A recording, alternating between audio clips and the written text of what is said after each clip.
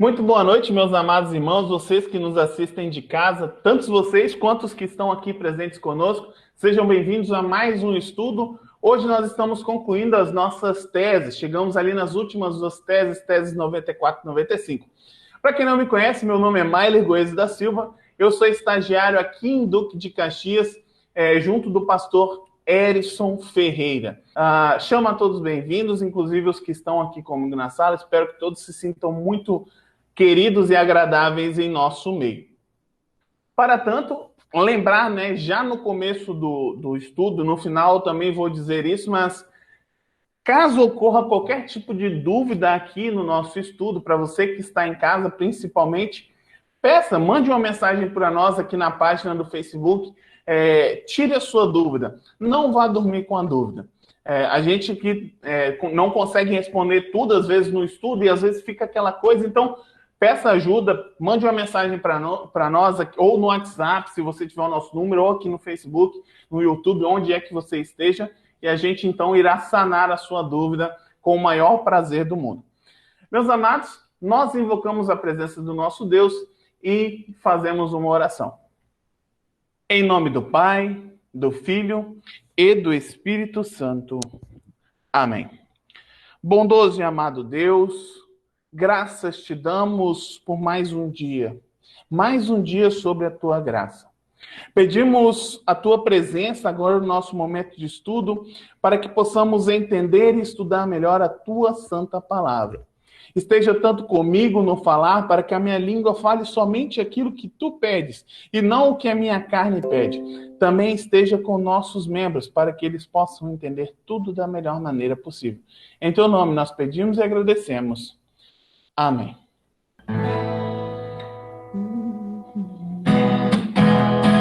83, hein?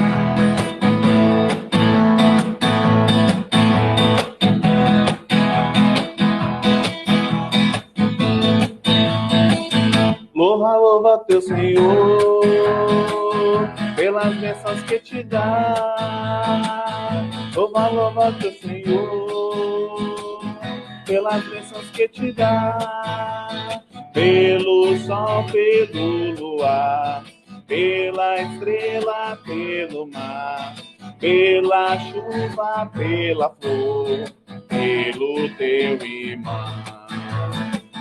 Louva, louva teu Senhor, pelas bênçãos que te dá. Louva, louva teu Senhor, pelas bênçãos que te dá. Por Jesus morrer na cruz, pela vida, amor e luz, nesta vida nos conduz, Ele é salvação. Louva, louva teu Senhor, pelas bênçãos que te dá. Louva, louva teu Senhor, pelas bênçãos que te dá. Como poderás calar, vendo seu amor sem par, sua ajuda cessar, vamos pois louvar. Louva, louva teu Senhor, pelas bênçãos que te dá. Louva, louva teu Senhor, pelas bênçãos que te dá. De novo. Louva, louva teu Senhor, pelas bênçãos que te dá. Louva, louva teu Senhor, pelas bênçãos que te dá.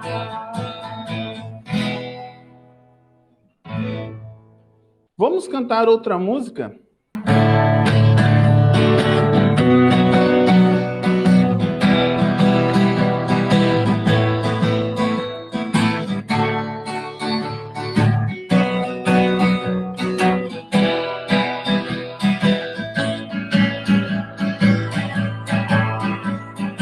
Eu posso cantar essa canção e até sorrir.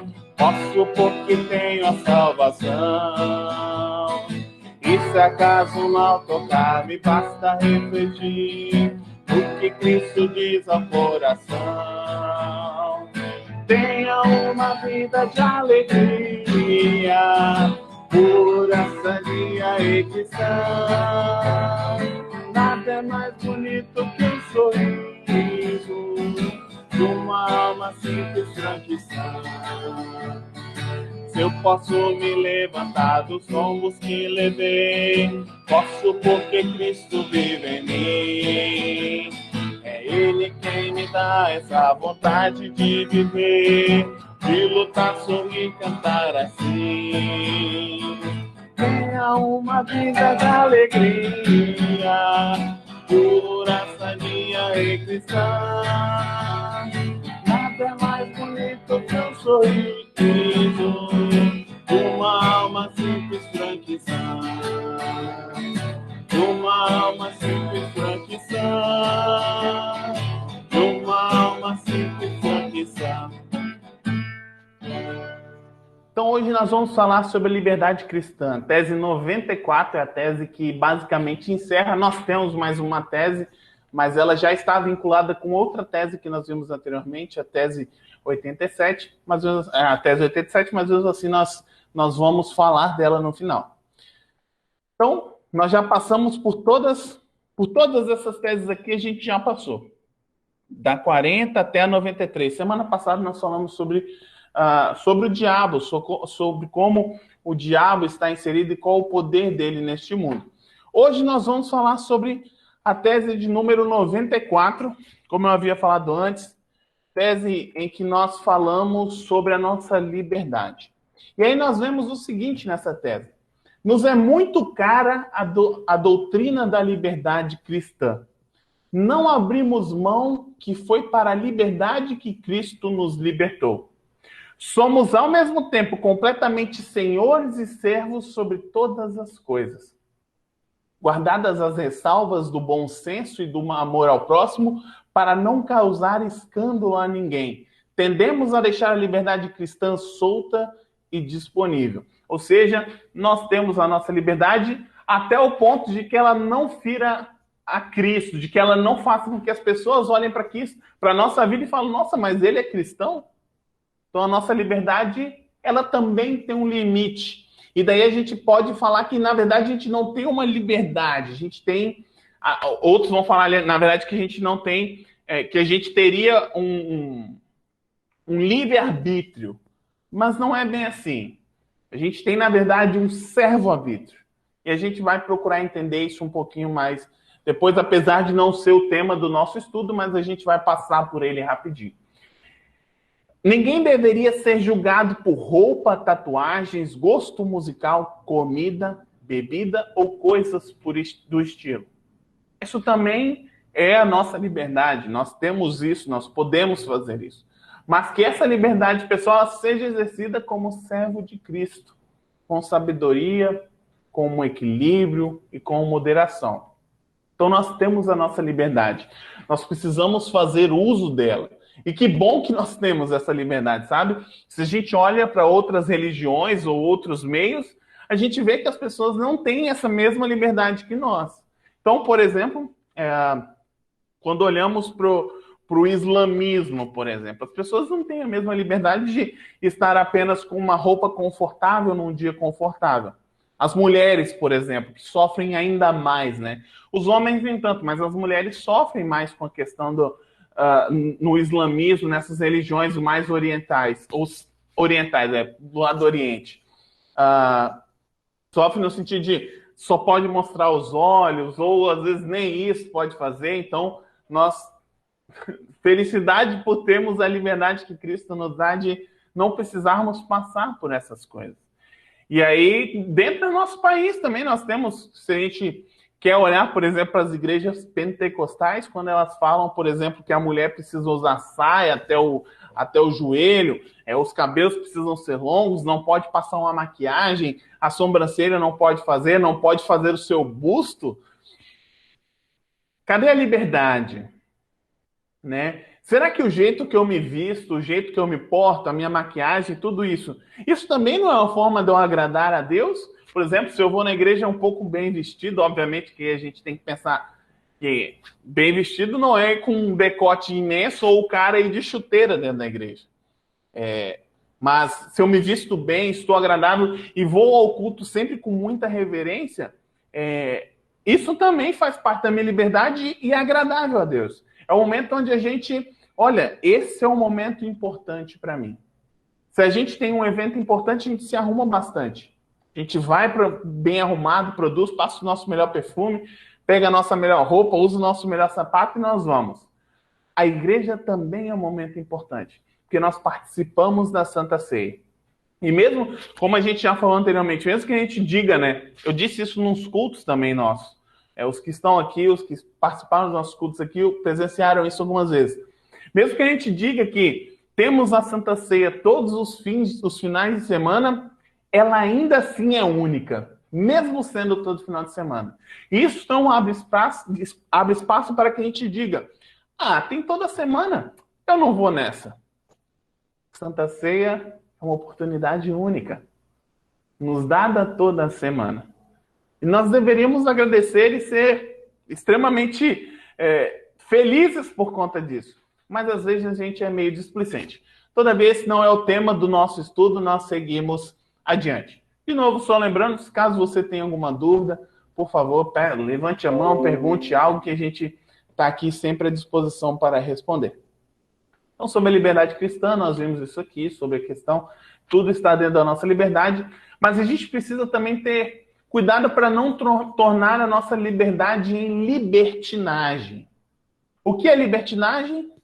É o contrário da liberdade. O contrário da nossa liberdade cristã. Quando a gente age em favor da nossa carne, quando a gente tem atitudes de libertino, que a gente não age conforme o que a gente acredita, conforme as coisas de Cristo, conforme as coisas de Deus. A gente age simplesmente através da nossa carne. E a gente precisa ter muito cuidado, né? Às vezes eu acho, não, eu estou dentro da minha liberdade. Às vezes a sua atitude pode ser de um libertino e não de quem age sobre a sua liberdade. E é por isso que às vezes nós vamos falar sobre o servo-arbítrio. De alguém que, por exemplo, mas eu tenho livre-arbítrio para fazer isso. Sim, você tem livre-arbítrio. Claro que você tem. Mas nós cristãos acreditamos que nós vivemos num servo-arbítrio, onde a gente vive para servir. E aí, sobre o servo-arbítrio, lá na época de Lutero, nós tínhamos Erasmo. E Erasmo, ele acreditava que a igreja precisava de uma reforma interna e que Lutero havia ido longe demais. Erasmo afirmava que os seres humanos possuem o livre-arbítrio e que a doutrina da predestinação não estava de acordo com os ensinamentos contidos na Bíblia. Erasmo criticou a crença de que a presciência dos eventos por Deus era a causa destes eventos e defendeu que as doutrinas do arrependimento, batismo e conversão dependem da existência do livre-arbítrio. Ou seja, para o arrependimento acontecer, o batismo acontecer, a conversão acontecer, tudo depende de mim. Tudo tem que partir de mim. Nada parte de Deus. Sempre vem de mim mesmo. Eu sempre deposito as coisas em mim, no que eu faço. Ele também defendia que a graça simplesmente ajudava os seres humanos a chegarem ao conhecimento de Deus e os apoiavam quando utilizavam seu livre-arbítrio para escolher entre opções boas e más, indicando quais levariam à salvação através da expiação de Jesus Cristo. Então, Erasmo, em palavras bem gerais, acreditava que através do livre-arbítrio a gente podia escolher, olha, eu posso escolher entre o bem ou o mal. Isso está dentro do meu livre-arbítrio. Só que Lutero, ele não pensava bem assim. E aí Lutero, ele vai responder, Erasmo. E em sua Lutero, ele argumenta que o pecado deixa os seres humanos incapazes de atuar em prol da sua própria salvação. E que eles são completamente incapazes de levar a si próprios até Deus. Por isso, não existe o livre-arbítrio para a humanidade. Porque qualquer arbítrio que os seres humanos possam ter é completamente subjugado pela influência do pecado. Ou seja, o nosso livre-arbítrio sempre vai para o lado do mal. Ele nunca vai escolher o bem. Nós, seres humanos pecadores, dentro do nosso livre-arbítrio, que afirmam que nós temos, nós sempre vamos escolher pelo mal. Nunca pelo bem. Ah, pastor, mas estagiário, eu escolho... Não. A nossa carne, ela sempre vai se inclinar para o mal. nós sempre vamos ter um desejo, o nosso desejo em cima de tudo que a gente faz. O nosso dedinho sempre vai estar ali, isso é meu. Quando na verdade nós esquecemos de olhar para quem realmente faz a coisa acontecer. Central para esta análise, tanto no caso das doutrinas em discussão, quanto dos argumentos específicos de Erasmo, já lhe dou a palavra, é a crença de Lutero sobre o poder e a completa soberania de Deus. Então, Deus é quem faz a coisa acontecer. Deus é quem manda em tudo e Ele é quem faz a coisa acontecer de fato. Dona Maria, seu Jadir, por favor. Olha só, eu só vou falar para você que a sala hoje está muito bonita, né? Tem muitas. Acabou de chegar aqui também agora minha filha, Stephanie, e meu netinho, o Brian. Também já vão assistir o estudo também. Alguém não entendeu algo? Alguém gostaria de perguntar algo? Alguma dúvida? Eu queria falar sobre o assunto, posso? Pode.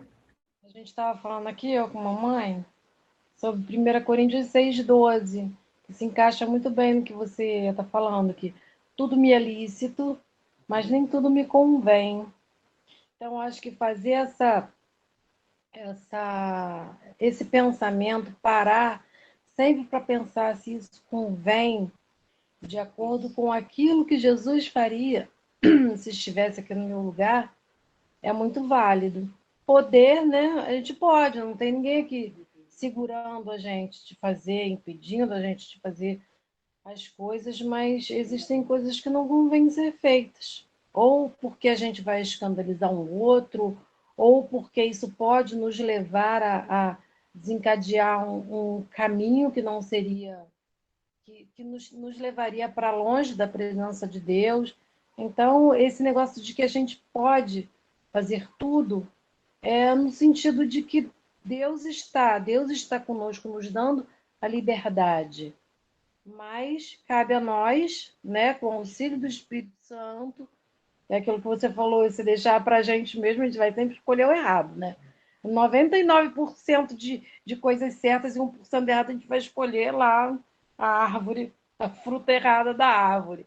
Então, com o auxílio de Deus, ver de todas as coisas que nos são lícitas, aquilo que convém a gente fazer ou não. Isso restringe muito o nosso pensamento. Mas não é um pensamento de que eu não posso fazer isso, porque senão eu vou queimar no fogo do inferno, porque Deus castiga. Mas sim, pelo amor. A gente vê muito esse tratamento de Jesus pelo amor.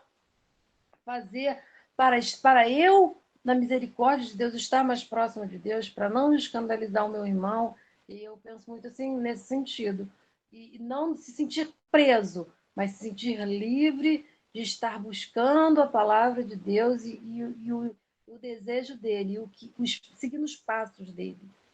É interessante a sua visão, Cláudio. Eu acho que ela complementa bem o que nós estamos falando. Por isso que eu falo que a gente tem que tomar cuidado para não transformar a nossa liberdade em libertinagem. Por exemplo, vou citar um exemplo para vocês.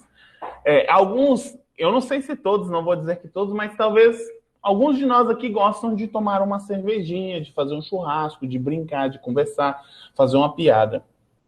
Outros talvez olham isso de uma forma má, olham isso meio ruim.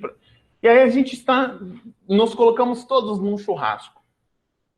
E aí tem irmãos que não gostam de bebida. E aí eu insisto, eu vou beber, né? Que atitude é essa minha? Ela parte para uma atitude de libertinagem. Porque eu paro para olhar só para mim mesmo. Olho para as minhas necessidades. Deixa eu só voltar ali o que a tese diz. Ó, ninguém deveria ser julgado por sua roupa, tatuagens, gosto musical, comida, bebida e coisas do estilo. Então, a gente, bom, tem essa liberdade, eu posso beber, eu posso tomar uma cervejinha na sexta-feira, depois do trabalho, cansado, chego cansado, nossa, eu só queria tomar uma cerveja hoje. Posso, mas em que momento isso convém ser feito? Por exemplo, o meu ensino médio todo eu estudei com colegas, os meus melhores amigos até hoje, eles são adventistas e não comem carne de porco. Alguns deles, por exemplo, eu sou um amante da carne de porco, dependendo também da carne de porco, eu sou um amante dela. Só que na companhia deles eu não fazia. Então eu ia para fazer um lanche com eles, eu pedia para tirar tudo que tinha porco, presunto, bacon, eu pedia para tirar. Apesar de saber que alguns entendiam o meu lado e não me olhavam mal, mas outros olhavam. Então, como é que eu sirvo para essas pessoas que não entendem a minha liberdade? Aí eu olho para as palavras de Paulo.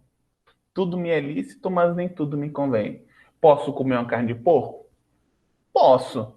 São leis cerimoniais. Ficaram no Antigo Testamento. Deus acaba com essas leis. Posso tomar uma cerveja? Posso. Por que não? Mas até que ponto isso fere o meu irmão? Até que ponto faz com que ele peque contra mim? Não tem aquela passagem lá? Se, se faz o teu irmão pecar, melhor que não faça. Se teu olho te faz pecar, ou se tua mão te faz pecar, arranca e joga fora. E aí tem outras passagens que vão olhar e dizer, se isso faz o teu irmão pecar, não tem por que você fazer. Na verdade, isso é um comentário que eu lembro do meu catecismo, hein? Há uns 11 anos atrás. Nossa, bom tempo, bons tempos. 11 anos atrás, eu lembro até hoje desse comentário do meu pastor naquela época, ele falando de que a gente precisa tomar cuidado para quando eu olho para o meu irmão. Até que ponto isso fere o meu irmão?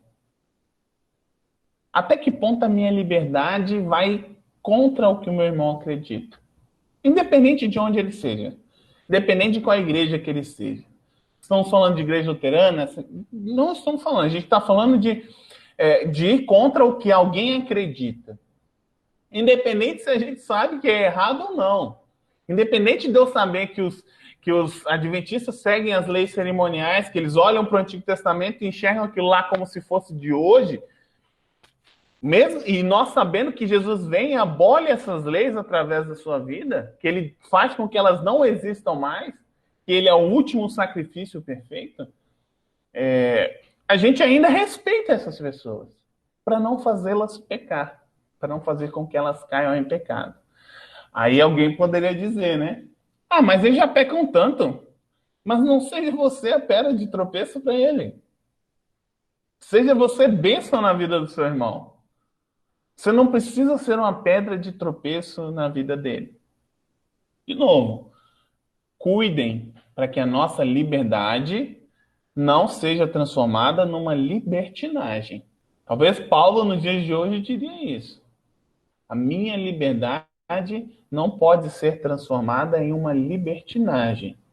De fato, tudo me é lícito. Mas será que tudo me convém? Não. Tanto tem Pedro, ele vai, por exemplo, em outros momentos, inclusive falando dessa passagem, ele vai contra Pedro, por exemplo, em determinada época.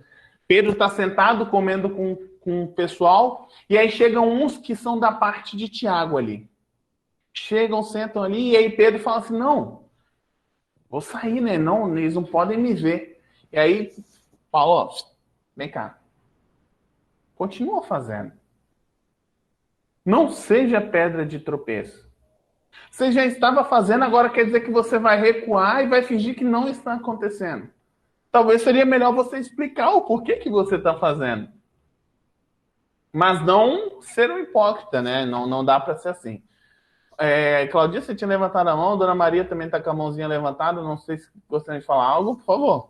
Porque eu estava lendo aqui 1 Coríntios, né, 8, verso 9, em relação ao que você falou. Vede, porém, que essa vossa liberdade não venha de algum modo a ser tropeço para os fracos. Aí vem o último versículo do capítulo, que é o que você falou. Se a comida serve de escândalo ao meu irmão, nunca mais comerei carne para que não venha escandalizá-lo.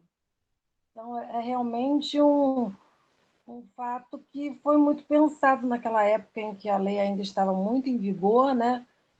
E ela não, essa orientação não deixou de servir para a gente, de forma alguma, porque existem muitas coisas no nosso dia a dia que, se a gente fizer, a gente escandaliza o nosso irmão. Você falou do seu nível médio, isso acontece também com o Caio, que ele estuda na escola adventista, meu filho. E ele fala assim, quando vai levar um salgadinho para o lanche, não, não posso levar o de camarão, porque senão eu sei que eu não vou estar fazendo nada de errado, mas o meu colega vai achar que eu estou afrontando ele, né, de alguma forma. E é desnecessário. Existem coisas que são desnecessárias. Acho que a gente tem que pensar muito bem nisso. Existem coisas que realmente você tem que manter a sua posição, igual você falou agora com Pedro, né? Senão vai chegar na hora de falar de Jesus, você vai negar ele 3 vezes também, né? Mas essa é uma situação. Agora, outras são desnecessárias. Aquilo que vai afrontar, que vai agredir, para que usar dessa liberdade? Acaba sendo até, sei lá, crueldade em alguns momentos. Claudinho, só para não.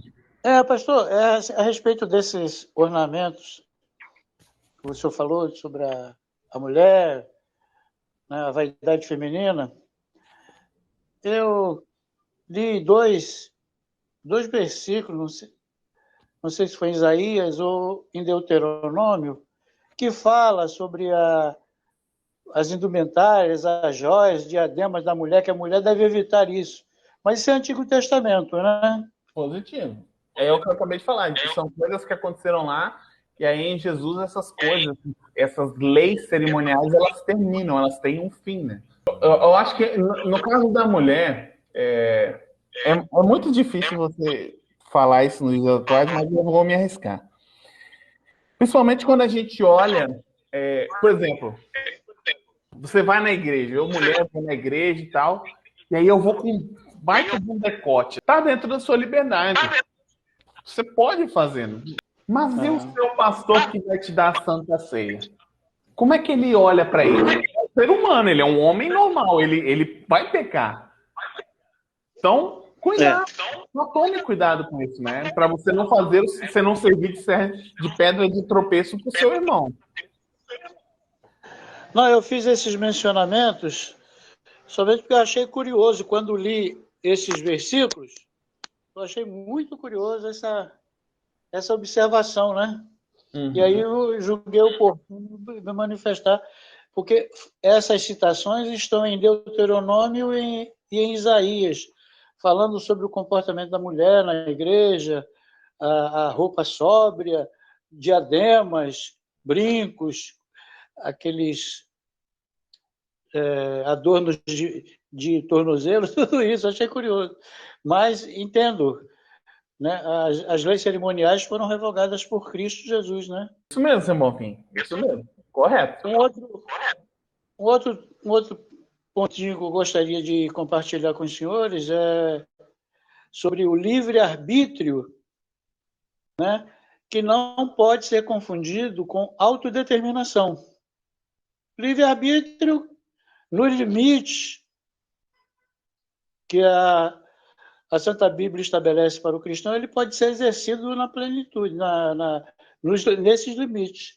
Agora, a autodeterminação não se confunde com o livre-arbítrio. A autodeterminação, quem nos dá é Deus. Né? Todos os nossos atos, palavras e ações são inspirados, são determinações divinas. Né? É Deus quem opera em nós os comportamentos bons e saudáveis, não é isso? É por isso que nós falamos, então, de um servo-arbítrio, seu Bonfim. Onde a minha vontade é sempre voltada para Deus, sempre de servir, nunca de um livre-arbítrio. Porque o livre-arbítrio, ele sempre vai nos apontar para um lado mal da coisa.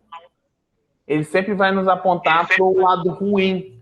E não é isso que a gente quer agradar a Deus, né? A gente quer sempre olhar para Deus e servir a Ele na sua plenitude e não olhar para nós mesmos, né? Porque o livre-arbítrio, ele sempre faz o ser humano voltar para o egocentrismo, né? Eu estou fazendo isso, eu estou fazendo isso, eu posso aquilo. E toda frase, quando o eu entra, o eu, ele já destoa. Ele tira o foco de Cristo, né? E não é isso que a gente quer. Em relação ao que o seu Bonfim falou, eu penso muito em relação ao objetivo pelo qual aquela lei foi criada, né?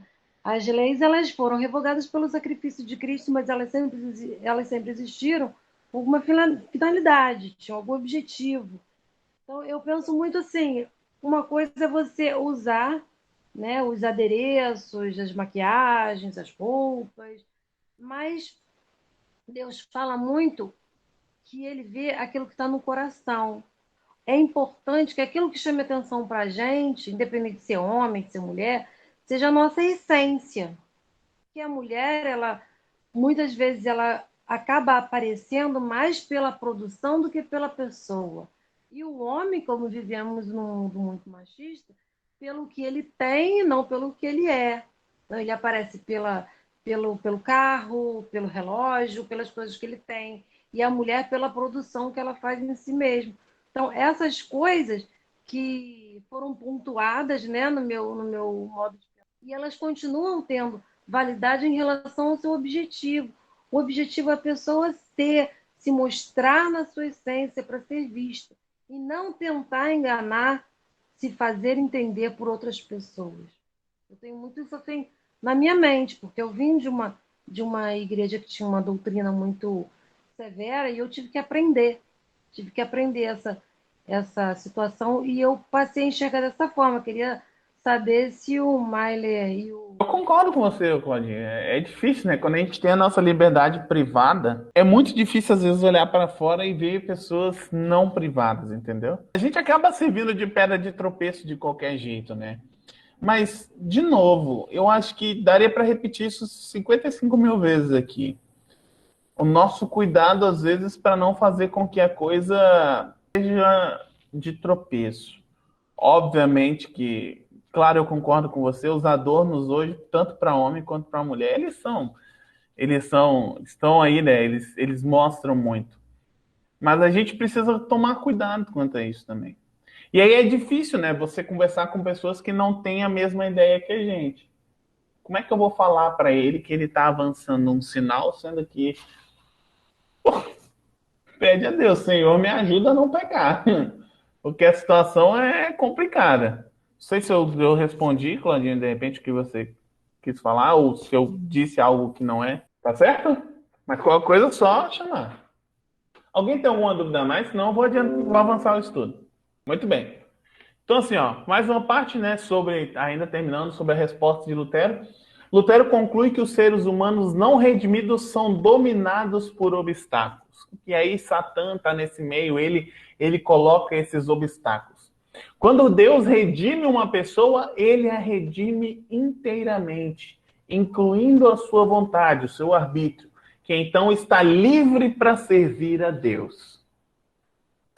A minha vontade, a minha liberdade agora é voltada para Deus. É aí que se encontra o meu servo-arbítrio. Ninguém pode obter a salvação ou a redenção através das suas próprias escolhas. As pessoas não escolhem entre o bem e o mal, pois são naturalmente dominadas pelo mal, e a salvação é simplesmente o produto da mudança unilateral realizada por Deus no coração da pessoa, levando-as a boas ações. O que é, né, essa mudança unilateral? Vem de Deus para nós. Ele é quem faz a coisa toda. Nós, por nós mesmos, não fazemos nadinha. Não fosse assim, argumenta Lutero, Deus não seria onipotente e onisciente. E lhe faltaria total soberania sobre a criação. Ele não teria poder, não seria o maior sobre a criação. O que ele considerava como um insulto à glória de Deus. E aí essa glória que inunda a gente, que está acima de todos nós. É uma glória que está muito além do que nós podemos imaginar. A gente é agradecido pela glória de Deus que nos envolve, mas ela vai muito além. Tanto que nas orações, quando a gente diz, né, Senhor, obrigado por tudo que tu me das. Tanto aquilo que eu pedi, quanto aquilo que tu me das, muito mais sem eu saber. E olha, estou para dizer para vocês que realmente é muita coisa. Alguém tem alguma dúvida? Alguém gostaria de saber algo? Gostaria de perguntar algo? Agora nós entramos nos versículos, né? E o primeiro versículo, Gálatas 5:1. Cristo nos libertou para que nós sejamos realmente livres. Por isso, continuem pessoas livres e não se tornem escravos novamente. E aí a nossa liberdade, né? Cristo nos tira de todas aquelas amarras.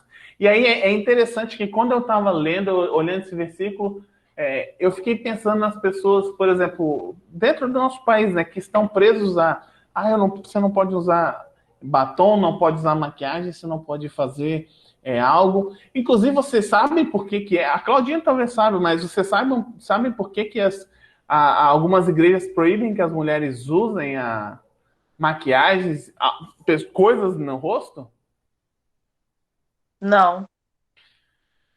Quando acontece lá com a rainha Jezabel, né? Quando ela morre, ela cai lá e tal, os cachorros comem ela e não comem o seu rosto. Eu estou explicando isso em cima do que eles mesmos. Eu namorei com uma menina da Assembleia de Deus, aquela reteté mesmo, como falam, né? E aí o pastor deles me explicou assim: a gente não usa maquiagem no rosto, a gente não deixa que ninguém use, porque a gente olha para a história de Jezabel. Jezabel, quando cai, ela é comida, quando cai lá do alto da torre, ela é comida pelos cachorros e só o seu rosto não é comido porque estava com maquiagem. Gente, desculpa, mas não faz sentido isso, né? Não faz sentido, mas isso é uma coisa que eles acreditam. Então, e aí é por isso que quando eu estava olhando para esse versículo aqui, eu olhei exatamente, eu pensei exatamente nisso, sabe? Cristo nos torna pessoas livres, e aí, como pessoas livres, não nos tornemos mais escravos novamente. Voltar a isso que acontece dentro de algumas igrejas é voltar à escravidão. É basicamente escravidão. Você perde a sua liberdade. Você não pode passar um batom, você não pode passar uma maquiagem, passar um perfume. Gente, é uma escravidão, basicamente. 2 Coríntios 3,17. Aqui a palavra Senhor quer dizer o Espírito. E onde o Espírito do Senhor está presente, aí existe liberdade. Através do Espírito Santo, Deus nos dá essa liberdade. E é Ele que nos conduz, então, ao servo-arbítrio. É Ele que nos conduz a reconhecer a nossa incredulidade, a reconhecer que nós estamos totalmente presos ao pecado e que nós devemos olhar para quem? Para a cruz, para Cristo, que é quem nos liberta de fato das amarras do pecado. João 8:32. E conhecerão a verdade, e a verdade os libertará. Que verdade é essa? Quem é essa verdade que nos liberta? Jesus. Jesus, obviamente. Jesus é esta verdade, a verdade, o amor absoluto que nos liberta das amarras. Mais um versículo. E aí nós entramos em Gálatas 5:1-21, né? Não vou pegar o texto todo, porque é um texto realmente imenso, mas é um texto que ele vai falar sobre a nossa liberdade, vai falar sobre os frutos da carne, etc e tal. Vai falar sobre... E aí, quando a gente olha principalmente lá para os frutos da carne, a gente vai olhar a libertinagem está ali descrito, né? Inclusive, eu vou abrir aqui Gálatas, deixa eu só abrir aqui para mostrar para vocês, falar-lhes dos frutos da carne. Ó, Gálatas 5, versículos 16-21, onde nós lemos o seguinte, ó. Digo, porém, andai no Espírito e jamais satisfareis a concupiscência da carne, porque a carne milita contra o Espírito e o Espírito contra a carne, porque são opostos entre si, para que não façais o que porventura seja do vosso querer. Leiam na NTLH, né? Aqui eu estou lendo na Nova Almeida Atualizada, tá a linguagem mais difícil, mas leiam na NTLH, me acompanhem pela NTLH. Versículo 18 lá, ó. Mas se sois guiados pelo Espírito, não estáis sob a lei. Ora, as obras da carne são reconhecidas e são. E aí essas obras da carne são a libertinagem. Dá para a gente entender como a libertinagem. São prostituição, impureza, lascívia, idolatria, feitiçarias, inimizades, porfias, ciúmes, iras, discórdias, dissensões, facções, invejas, bebedices, glutonarias, e coisas semelhantes a estas, a respeito das quais eu vos declaro, como já outrora vos preveni, que não herdarão o reino de Deus os que tais coisas praticam. Precisa tomar um cuidado. Observe as palavras de Paulo aos Gálatas. Né? O povo ali, obviamente que Paulo, quando vai falar a eles, fala porque acontece ali. Eles estavam dados a esses pecados.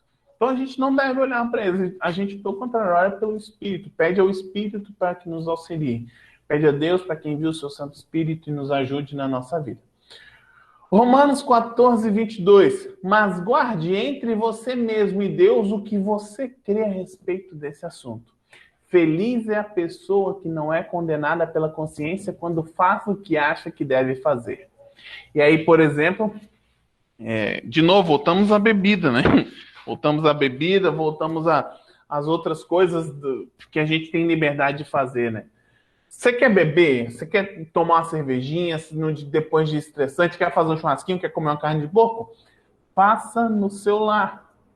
Ou faça com seus irmãos. Pessoas que entendem aquilo e sabem que isso não é prejudicial quando não feito em exagero, no caso da bebida. Né? Cuidado para que ela também não se torne uma pedra de tropeço. Seus irmãos.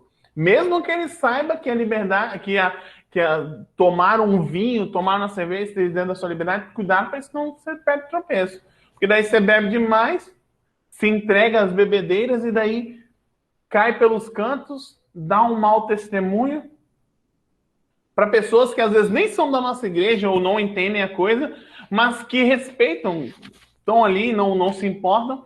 E, nossa, mas ele vai na igreja todo domingo, olha como é que é a vida dele. O cara aí, ó, se joga pelo chão, bebe, faz todo um escarcéu. Cuidado. Cuidado para não ser pedra de tropeço para o seu irmão. Alguém tem alguma dúvida até aqui? Alguém gostaria de fazer algo, comentar algo? 1 Pedro 2,16. Vivam como pessoas livres. Não usem a liberdade para encobrir o mal, mas vivam como escravos de Deus. Não usem a liberdade para encobrir o mal. Eu fiz... Não, mas isso está dentro da minha liberdade cristã. Esse discurso, minha gente, ele é muito comum. Mas isso está dentro da minha liberdade cristã, eu posso fazer. Cuidado. Cuidado. Não é assim que funciona. Às vezes você está usando o que você chama da sua liberdade cristã para cobrir algo que você está fazendo de mal e você acha que está tudo certo. Não, eu posso fazer, porque Cristo me deu a liberdade para fazer isso. Será que Cristo te deu a liberdade para fazer essas coisas?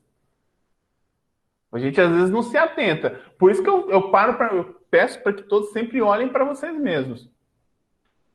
Para que olhem para si mesmos, né? Olha, eu tenho a minha liberdade. O que é a minha liberdade? A minha liberdade é isso. Mas será que talvez ela não está se transformando numa coisa ruim? Será que talvez afirmando que isso é minha liberdade, eu não estou encobrindo o mal, eu não estou sendo errôneo com o que eu acredito? Analise-se a si mesmo. 1 Coríntios 6,12. Alguém vai dizer, eu posso... E aí, né, o texto que você citou, Claudinha. Tudo me é lícito, mas em tudo me convém na linguagem de hoje. Alguém vai dizer, eu posso fazer tudo o que eu quero. Pode sim, mas nem tudo é bom para você. Eu poderia dizer, posso fazer qualquer coisa, mas não vou deixar que nada me escravize. E aí, o álcool, ele pode fazer isso. A gente trava uma batalha, por exemplo, eu particularmente travo uma batalha com alguém da minha família por causa disso. Então, travei muitas batalhas com meu avô. A minha avó vai estar ouvindo isso aqui posteriormente. Ela sabe que a gente fala, parou, graças a Deus, mas a gente continua travando batalhas. Tem que tomar cuidado, então. Opa, tese 94, nós íamos até aqui, né? Nós temos a tese 95 pela frente, ainda a tese 95 já é o nosso final. Algum comentário aqui em cima da tese 94, algo que ficou subentendido, algo que não foi entendido da melhor forma, algo que vocês queiram complementar? Meus amados, então nós vamos para a última tese. Tese 95. Essa tese aqui é uma tese simples, porque ela vai falar daí da escatologia, das coisas do fim, né? Encontramos muito consolo na promessa do céu, mas nossa maior esperança está posta na ressurreição da carne e na vinda do mundo vindouro. Que palavra doce soa aos nossos ouvidos. Encontramos muito consolo na promessa do céu. Consolo imenso em saber que nós herdaremos o reino de Deus, que nós estaremos lá e poderemos. Já pensou? Você está entrando no paraíso, você olha para o lado, Paulo, você olha para o outro, Pedro, você olha para o outro, Jesus, você olha para frente, Deus, os anjos voando. Aí você fala assim, minha Nossa Senhora. E aí, às vezes, algumas dúvidas que a gente tem, por exemplo, será que Adão e Eva tinham um umbigo? Aí você vai lá perguntar para Deus esse dia. Mas eu acho que a gente vai estar tão maravilhado naquele dia que a gente vai se esquecer de perguntar de fato o que a gente tem que perguntar. Nossa maior esperança está posta na ressurreição da carne e na vinda do mundo vindouro. Em saber que nós, lá no fim dos tempos, ressuscitaremos, assim como Cristo ressuscitou. E então herdaremos o reino dos céus. Que maravilhosa mensagem, que mensagem de consolo, de amor. Que mensagem graciosa. Por vezes a gente nem se dá conta. Mas o em breve tá ali. Não sabeis nem o dia nem a hora. Mas tá bem perto. E aí nós temos o texto de 1 Coríntios 15. Inclusive, se tiverem suas Bíblias aí postas à mão, abram o texto de 1 Coríntios 15. Dá um panorama geral para você sobre o texto de 1 Coríntios 15. Por causa da busca frenética por mais conhecimento, os coríntios negligenciaram o que era mais importante: as verdades simples e a aplicação do Evangelho. Como é grande a tentação de ignorarmos o Evangelho hoje em dia. O número tão grande de questões com as quais lidamos faz com que afastemos de nós o Evangelho da vida e do perdão em Jesus, até que percamos de vista. Mas aqui nós vamos falar, basicamente, o texto de 1 Coríntios, Paulo vai falar sobre a ressurreição de Cristo, o penhor da nossa ressurreição. Que nós devemos tomar cuidado para, às vezes, não cair, não deixar isso fugir das nossas mãos. Os coríntios, às vezes, negligenciavam isso, como eu li anteriormente, então a gente tem que tomar cuidado com isso. E aí nós vamos ao texto de Apocalipse 21.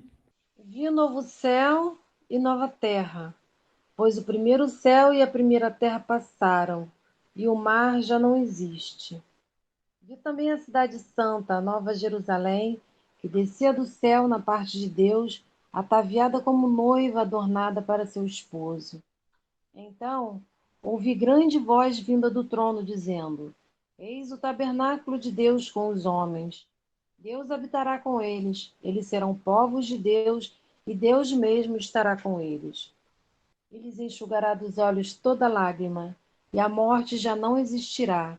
Já não haverá luto, nem pranto, nem dor, porque as primeiras coisas passaram. E aquele que está sentado no trono disse: Eis que faço novas todas as coisas. E acrescentou: Escreve, porque essas palavras são fiéis e verdadeiras. Disse-me ainda: Tudo está feito. Eu sou o Alfa e o Ômega, o princípio e o fim. Eu, a quem tem sede, darei da graça da fonte da água da vida.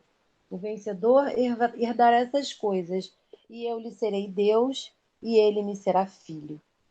Quanto, porém, aos covardes, aos incrédulos, aos abomináveis, aos assassinos, aos impuros, aos feiticeiros, aos idólatras e todos os mentirosos, a parte que lhes cabe será o lago que arde com fogo e enxofre, a saber, a segunda morte.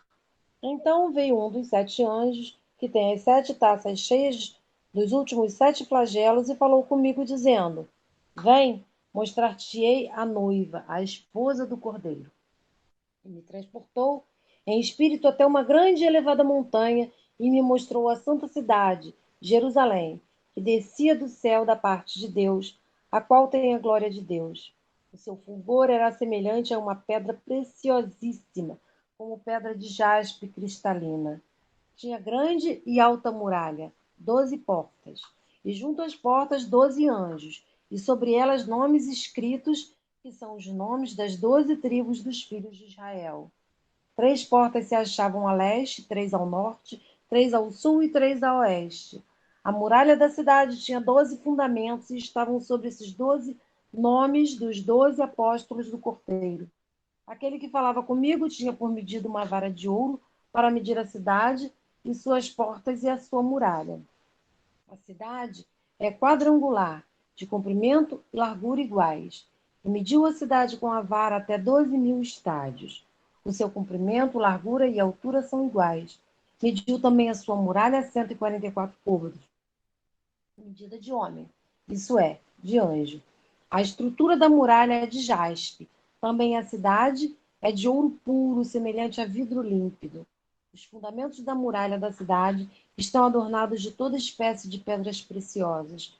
O primeiro fundamento é de jaspe, o segundo de safira, o terceiro de calcedônia, o quarto de esmeralda, o quinto de sardônio, o sexto de sárdio, o sétimo de crisólito, o oitavo de berilo, o nono de topázio, o 10º de crisóspero, o 11º de jacinto e o 12º de ametista. As 12 portas são 12 pérolas, e cada uma dessas portas de uma só pérola. A praça da cidade é de ouro puro como vidro transparente. Nela não vi santuário, porque o seu santuário é o Senhor, o Deus Todo-Poderoso e o Cordeiro. A cidade não precisa nem de sol, nem de lua, para lhe darem claridade, pois a glória de Deus a iluminou, e o Cordeiro é a sua lâmpada. As nações andarão mediante a sua luz, e os reis da terra lhe trazem a sua glória. As suas portas nunca, jamais se fecharão de dia, porque nela não haverá noite. E lhe trarão a glória e a honra das nações. Nela nunca, jamais penetrará coisa alguma contaminada, nem o que pratica abominação e mentira, mas somente os inscritos no livro da vida do Cordeiro.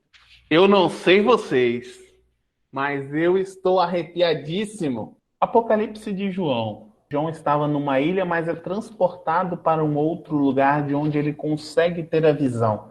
Ele enxerga muitas coisas. O livro de Apocalipse, ele é onde nós conseguimos enxergar muitas coisas. João dá um panorama geral. E agora, no finalzinho do livro, ele nos dá um gostinho da Nova Jerusalém.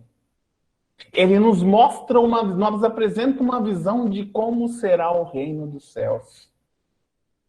Ele também mostra para onde irão aqueles que não estão conforme os preceitos de Deus, para o lago de enxofre de fogo.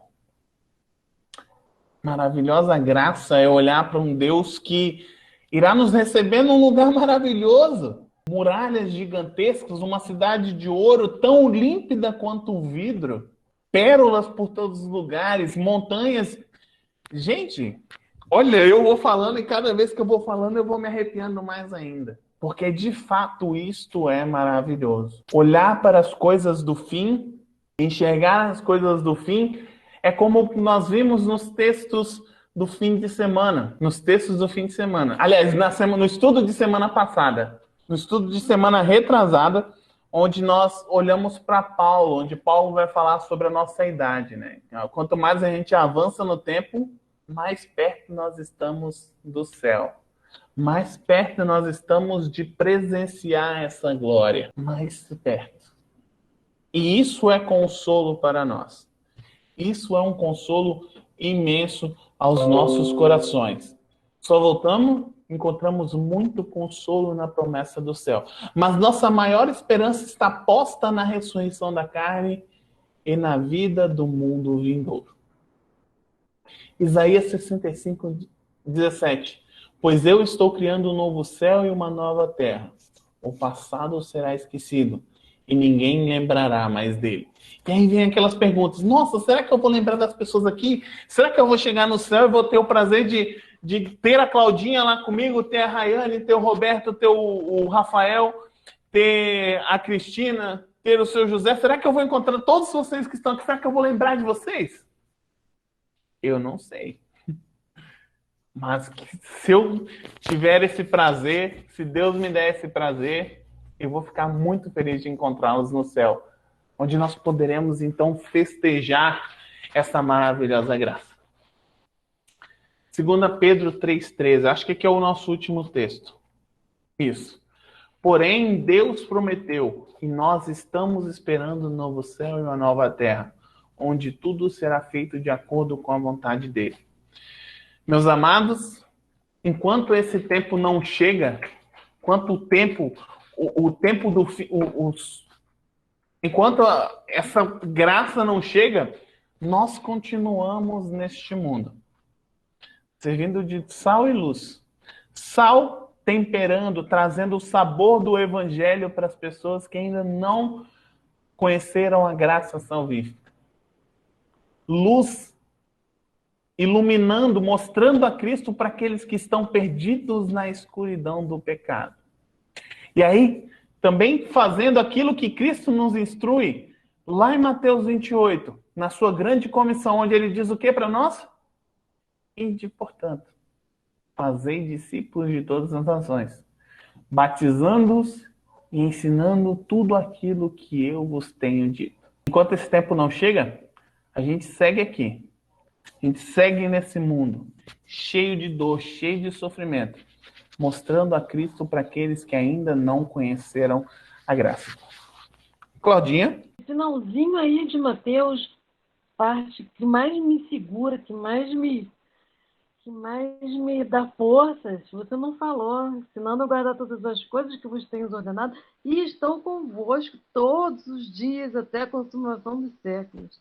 É isso que me faz prosseguir, sinceramente, é a força de que não estou só. Falando, obviamente, isso daí essa mensagem ela é de extremo consolo. Mas aqui nós falamos da comissão, obviamente, do nosso papel aqui neste mundo. Mas, claro, não se esqueçam disso. Até a consumação dos séculos, Deus, Jesus, Trindade está conosco todos os dias, nos guardando, nos dando sabedoria para agir nos momentos corretos, não nos deixando sozinhos como órfãos neste mundo. E às vezes parece, é difícil dizer que não, parece, nossa, parece que está tudo dando errado, o que está acontecendo? Mas saibam que Deus sabe de tudo. Ele continua cuidando de cada um de nós todos os dias. Cláudia, suas palavras se valem aqui. E eis que estou convosco todos os dias, até a consumação dos séculos. Onde a dor, o sofrimento, o ranger de dentes, tudo isso passa. Nós gozamos da alegria de estar no céu com Deus, com todos os nossos irmãos e todos os nossos amados. Todas aquelas pessoas incríveis que nós conhecemos neste mundo e que levamos e que Deus salvará. Continuamos orando e indo atrás daqueles que se encontram perdidos, que se encontram numa estrada sem rumo, que não sabem o que fazer. Nós servimos de sal e luz neste mundo. Não nos esqueçamos disso. Correto? Meus amados, era isso que eu tinha para vocês hoje. Alguém tem alguma dúvida? Alguém gostaria de falar algo? Agora é a sua oportunidade. Tenha bondade. Eu gostaria de mandar um abraço muito carinhoso para todos vocês, dizer da minha saudade e de modo especial para a Claudinha. Que alegria, seu Bonfim. Estou ansioso por conhecê-lo. Ouvi muito do Senhor, de todos os meus colegas. Estou ansioso de fato para lhe conhecer. Meus amados, vamos ao nosso momento de oração. O pastor Edson me mandou alguns pedidos aqui. Inclusive, um deles, ele mandou assim: quero pedir em nome de Jesus que orem comigo por uma criança chamada Maria Eduarda. Ela é da minha congregação e já está há mais de 10 dias em coma. Os médicos examinam, mas não descobrem o porquê. Mas sabemos que Deus é o médico dos médicos e que para ele nada é impossível. É uma amiga da família do Gabriel. Pede oração por essa criança, né? Uma menina de 10 anos só em coma, e daí os médicos não encontram o motivo dela estar mal. Então, A gente pede a Deus para que cuide dela, cuide da família, o coração deve estar extremamente angustiado, então nós estendemos nossas orações a ela também. Alguém gostaria de incluir algum outro pedido aqui? Vou lembrar antes de tudo da Marilândia, né? Ela estava aqui antes, eu não consegui falar com ela, já saiu, eu acredito. Mas incluir a Marilândia, né? Sua saúde, e a do seu irmão Luiz Cláudio, e do irmão do Roberto também, incluí-los em nossas orações. Algum outro pedido, aniversário, alguma coisa? Oi. Eu gostaria de agradecer a Deus, né, pela graça recebida. Meu genro teve agora uma promoção no trabalho dele, né? Também lembramos aqui de incluir o menino Ian, né? Está lutando contra um câncer, né? O câncer, o que o pastor disse para nós é que esse câncer ele tinha sido tratado e daí agora ele voltou. É isso, dona Maria Rosário? Só pode me confirmar? Isso, é verdade. É da Viviane e do Fábio, exatamente. Ele passou, tadinho, um momento muito difícil, aí depois fez a cirurgia, melhorou, eu acho que tem 2 anos e pouco, e agora nós recebemos a triste notícia de que está voltando, né? Mas como para Deus nada é impossível, né? Nós cremos que ele vai sair dessa. Senhora, Deus incluímos o Ian em nossas orações.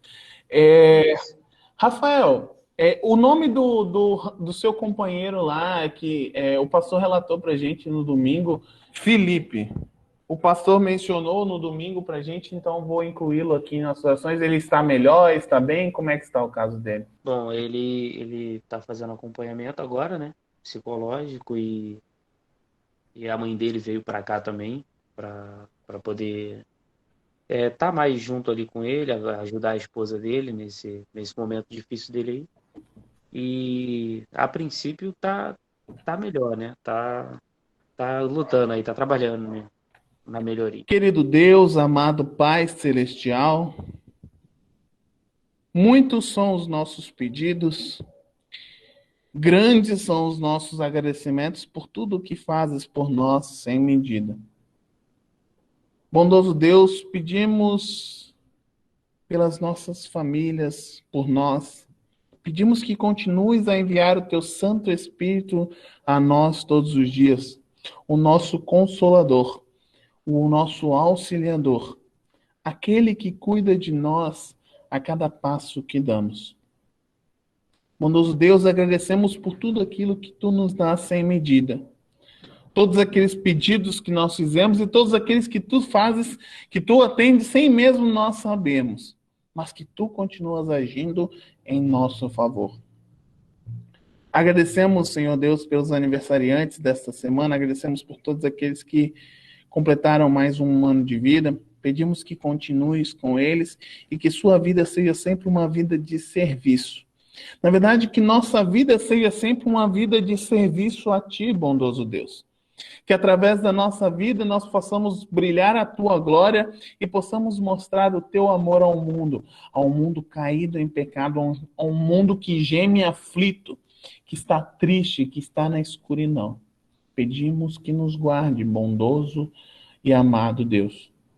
Pedimos também que esteja com todos os enlutados, os enfermos, todos aqueles que se encontram em problemas. Pedimos pela pequena Maria Eduarda, pelo Ian, pedimos pela Marilândia e pelo Luiz Cláudio. Seja qual for seja qual for a enfermidade deles, bondoso Deus, sabemos que tu és o médico dos médicos. Tu és o nosso auxiliador, tu é quem cuidas de cada um de nós. Tu é quem estendes a tua mão sobre cada um de nós. Peço-te que esteja com teus amados filhos, peço que continue ajudando-os. Peço também que dê forças às suas famílias, que certamente passam por um momento de tristeza, de sofrimento, de incertezas, quando não sabem o que pode acontecer. Mas que coloquem em seus corações que tu cuidas delas todos os dias e que está com elas todos os dias, que não as desampara. Bondoso Deus, sê misericordioso com essas pessoas. Sê misericordioso com nossas vidas. Bondoso Deus, agradecemos também, pedimos também pela vida do Felipe, esse teu servo que passa por momentos de dificuldade, nós não sabemos. Mas tu conheces o coração dele. Guarda o bondoso Deus. Guarda também seus amigos e sua família que estão ao seu lado. Dê-lhes sabedoria para que possam conduzir tudo da melhor maneira, bondoso Deus. Não lhes deixe sem a tua ajuda. Dê-lhes sabedoria. Bondoso Deus, da mesma forma, pedimos por todos aqueles que nós nem sabemos que estão enlutados ou com algum problema, que cuides de cada um deles. Agradecemos pela vida do Diogo com a sua promoção no seu serviço. Pedimos que ele continue sendo um servo dedicado tanto no seu trabalho, quanto também no seu lar e também para a igreja. O Diogo está em vistas do Santo Ministério, pedimos que o conduzas também, e que ele seja também ministro da sua Santa Igreja, servindo de sal e luz para este mundo, levando a tua santa palavra ao mundo perdido. Guarda também todas as nossas famílias, cuida de cada uma de nossas famílias, bondoso Deus.